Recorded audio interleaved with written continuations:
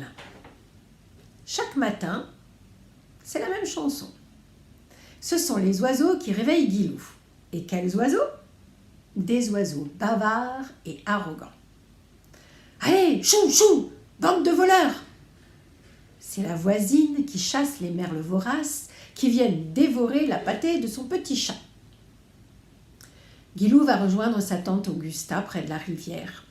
Il admire ses lavandières qui n'arrêtent pas de frotter et de battre le linge. « Voilà les Pierrot et les Françoises qui arrivent, » dit Augusta. Guilou ne comprend pas, car il ne voit que des merles.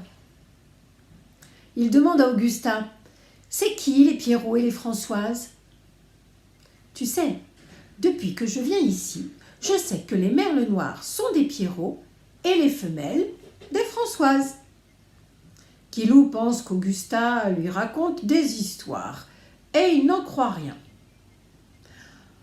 En rentrant chez lui, il observe ses copains qui s'amusent à capturer des merles. Avec un coup de lappe, il blesse un arbre à pin.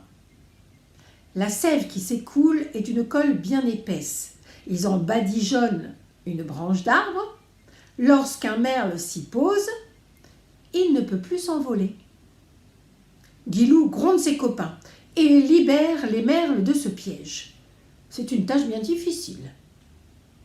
Un peu plus loin, d'autres enfants ont une autre tactique pour attraper les merles. Ils imbibent de rhum de la mie de pain rassis et l'étalent par terre. Les merles viennent faire leur déjeuner et, complètement saouls, ils s'endorment sur place. C'est une fois de plus Guilou qui intervient afin de sauver ces oiseaux imprudents. Ceux qui n'ont pas la chance d'être sauvés sont enterrés dans le petit cimetière d'oiseaux que Guilou a aménagé dans le jardin.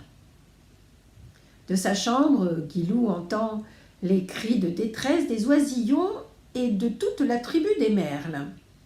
En regardant par sa fenêtre, il voit un flamboiement, une nuée de merles en train de s'agiter.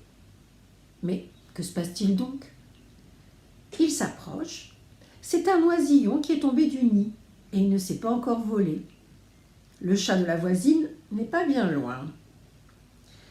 Il est à l'affût derrière une touffe d'herbe de cabouilla, l'œil en éveil, le corps recroquevillé. Il est prêt à saisir sa proie d'un bond. Heureusement, Guilou arrive à temps, ramasse le petit merle maladroit et le pose sur une branche bien haute. Guilou va faire remplir son pot de lait chez Bébert. C'est un agriculteur qui fournit aux voisins un bon lait de vache frais tous les matins.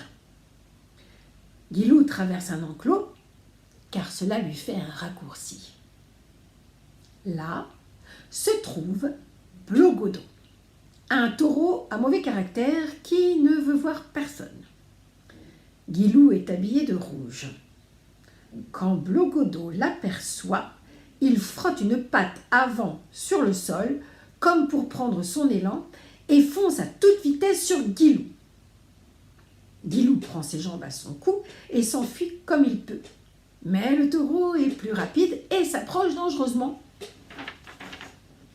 Les merles ne sont pas bien loin et observent la scène. Ils viennent tournoyer autour de Blogodon en appelant les garde-bœufs à la rescousse. Avec un tel déploiement de force et de bruit, Blogodon, qui voyait rouge au départ, voit noir et s'arrête dans sa course folle. Guilou arrive plus vite que prévu chez Bébert, car il n'a pas pu s'arrêter dans sa course effrénée. Bébert avait suivi son exploit et lui dit « Eh bien, mon garçon, les Pierrot et les Françoises t'ont sauvé. »